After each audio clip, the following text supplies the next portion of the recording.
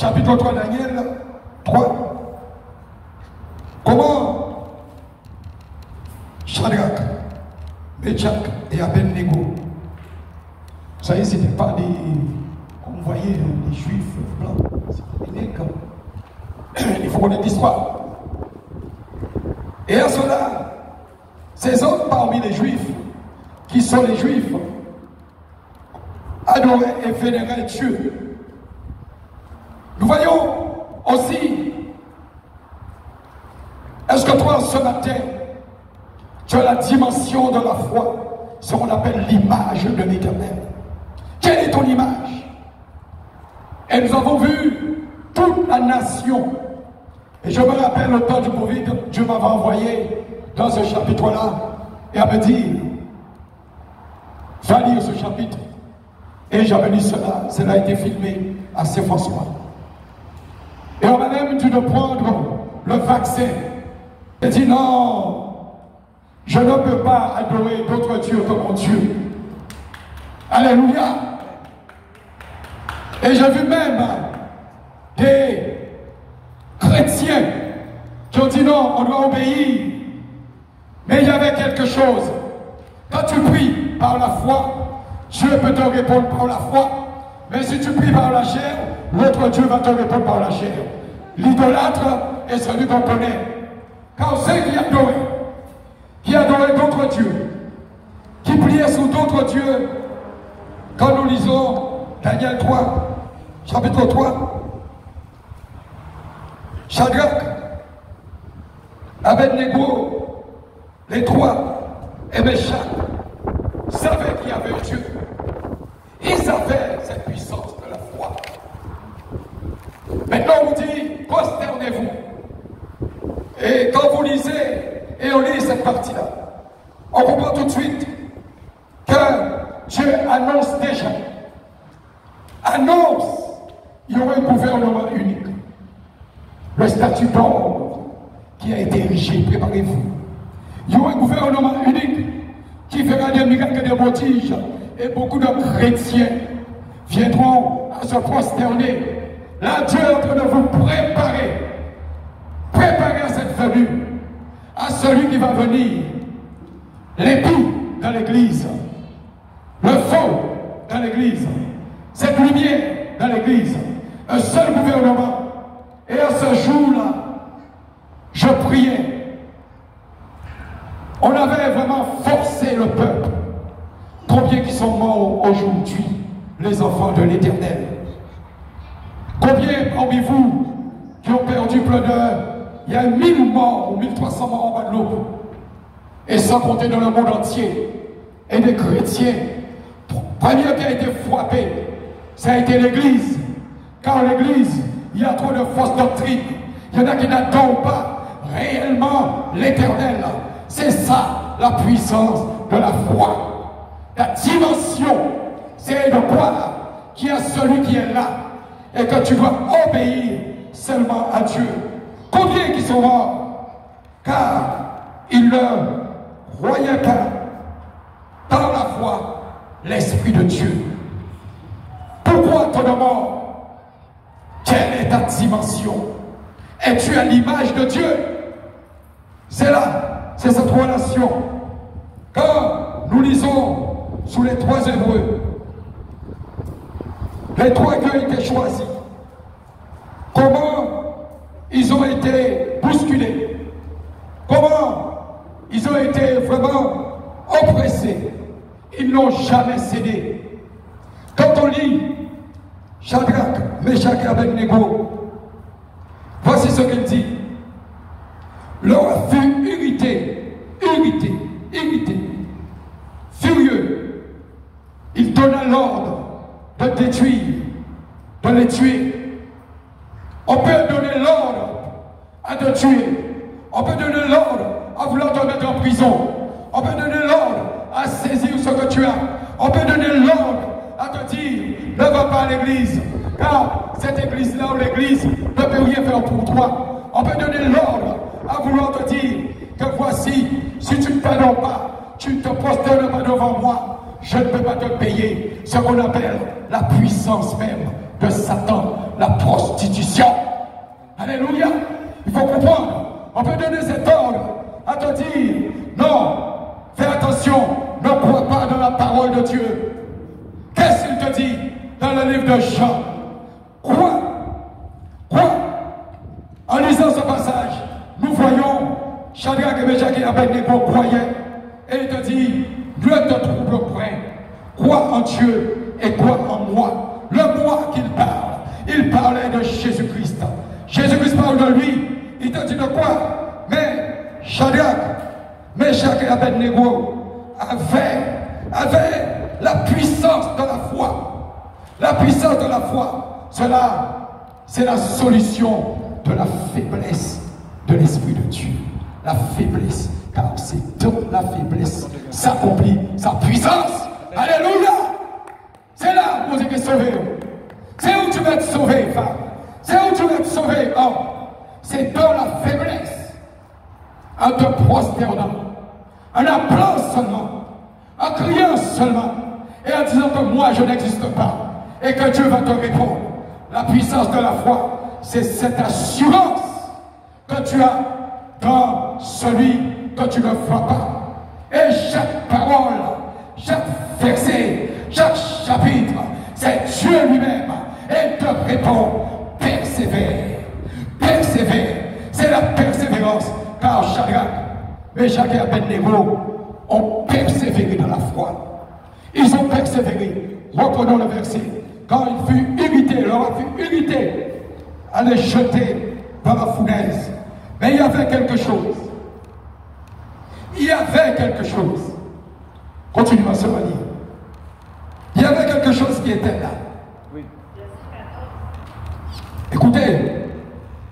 Nebuchadnezzar prit la parole et leur dit: est-ce pour délibérer, Shadrach, Meshach et Abednego, que vous ne servez pas mes dieux? Mes dieux. Il n'a pas Dieu, c'est Dieu. Non. Écoutez, il n'a pas Dieu, c'est Dieu. Il y en a qui viennent à l'église, mais il n'y a pas une vie d'autre Dieu. Et quand tu viens à l'église, tu viens pour qui? Quelle est ton image? Ce sera la prochaine prédication. Et tu as l'image de Dieu.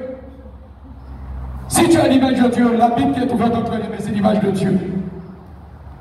Tu ne fais pas ça. Ah, pas pour problème. La Bible, c'est la Bible, la Bible là, c'est lui le portable. Écoutez, c'est ça le portable. Vous voyez cela, c'est votre Bible. Votre portable ne peut pas être votre Bible. C'est une invention de Satan. Là, c'est cette Bible-là qui est votre Dieu, le Dieu Tout-Puissant, et votre celui protecteur. Ce n'est pas le portable. Dieu, c'est le plan que Satan a mis en place pour pouvoir briser l'œuvre du malin. Et Shadrach croyait, Abednego croyait qu'il y avait un Dieu. Mais lui, il avait l'autre portable. L'autre portable, vous savez c'est qui? Il a érigé le statut, mais Dieu. Le portable, ce sont des dieux. Je vois parfois certains qui sont dans le portable. Moi aussi, ça peut arriver. Ça va arriver à Gazawa. Tu es inaptisé. Tu ne sors pas. Et le portable peut te conduire à l'ennemi, à mettre ta famille, à être ennemi de ton frère ou de ta soeur. Ou pas même vous qui déjà filmé. Et au passant, pourquoi tu sers le Dieu du portable? Tu ne sers pas Dieu lui-même. Où se trouve ta foi? Quelle est la dimension de ta foi? Alléluia. Alléluia. Que le peuple de Dieu crie Amen. Nous devons vraiment marcher, continuer à sœur, et comprendre ce chapitre 3. Pourquoi Dieu interpelle ses enfants? Pourquoi il y a eu peu de morts? Parce qu'il n'y avait pas de foi. Il n'y avait pas la foi en l'éternel. 1000, on a dit 1000, mais peut-être qu'il y avait plus. Plus que cela. J'ai connu des chrétiens qui sont morts.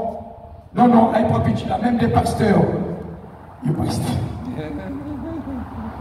Oh, Seigneur. Dieu m'avertit dans une maison à Satan et me dit, tu ne peux pas adorer Satan. Quoi? foi. Et il y a eu même les jeunes qui étaient là, qui n'ont pas été vers ceux qui les poussaient à prendre ce vaccin. On te disait, si tu n'as pas eu ce qu'on appelle ce carnet de vaccin, tu ne vas pas travailler. Nous avons vu dans la prière ceux qui ont perdu leur travail et ils ont été réembauchés car nous avons vu beaucoup de morts. Il n'y avait pas de foi. Il nous a montré l'exemple. Cela n'était que test des choses.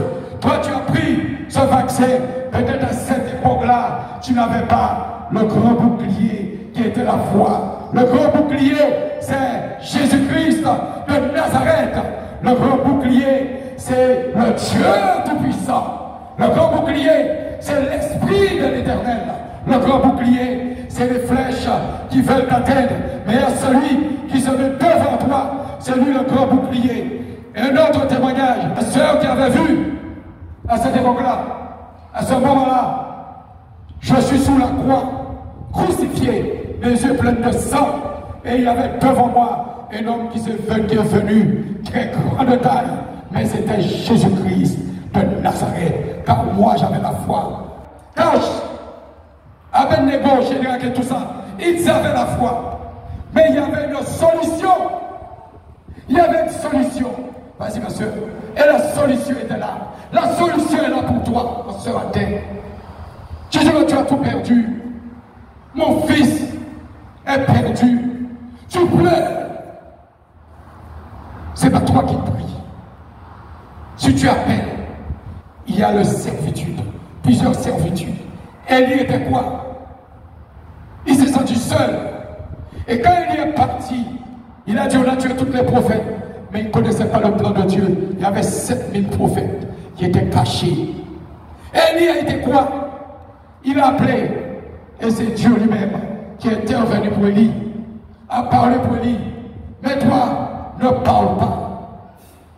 Ne parle pas. Mais donc on l'ouvre bouche comme les trois. Et parle seulement dans le silence. Et c'est dans le silence ça s'accomplisse la puissance de la foi. Dans le silence. Garde ton cœur plus que toi-même. Garde ton cœur plus que toi-même. Et tu es éternel. Tu es mon Père. Tu es mon Rédempteur. Tu es mon Sauveur. Tu es mon refuge. Éternel. Tu es mon élévateur. Éternel. Je suis sous ce rocher. Et ce rocher qui est en train de déverser, qui est en train de rouler sous mes ennemis. Que tu sois le rouleau compresseur. Car tous les ennemis qui sont devant moi, appelés par l'Éternel, tu marches sur les lions, tu marches sur les aspis. Par la foi, tu foules les lionceaux et tu marches, Qui peut t'arrêter? Ce n'est celui qui t'a donné la puissance de la foi. Et la foi en Jésus-Christ. Nous avons vu les 4 toi qui se trouvent dans la fournaise. Tu vas voir comment tu ne seras pas consumé. Car c'est le Saint-Esprit. Continue. Verset 22. Comme l'ordre du roi était sévère et que la fournaise était extraordinairement chauffée, la flamme tua les hommes qui avaient jeté Shadrach, Meshach et Abednego. Et ces 3 hommes, Shadrach, Meshach et Abednego, tombèrent liés au milieu de la fournaise ardente. Alors le roi Nebuchadnezzar fut effrayé et se leva précipitamment. Il prit la parole et dit à ses conseillers, n'avons-nous pas jeté au milieu du feu 3 hommes liés? Ils répondirent au roi, certainement, ô roi. Il reprit et dit, eh bien, je vois 4 hommes sans lien. Il y a 3 dans le feu, 3 dans la puissance du feu, 3 dans le feu. Tu es dans le feu, mais il y a le 4e. Il y a le 4e. Il y a 3. Quand il te dit 3, c'est la révélation des choses. Les 3, le Père, le Fils et le Saint-Esprit, mais tu dis, mais il y a quelqu'un là. Il y a une puissance qui est là. Le 4e homme. Le 4e homme. Et celui qui est près de toi. Toi qui dis, j'ai abandonné aujourd'hui. Il y a le 4e chez toi.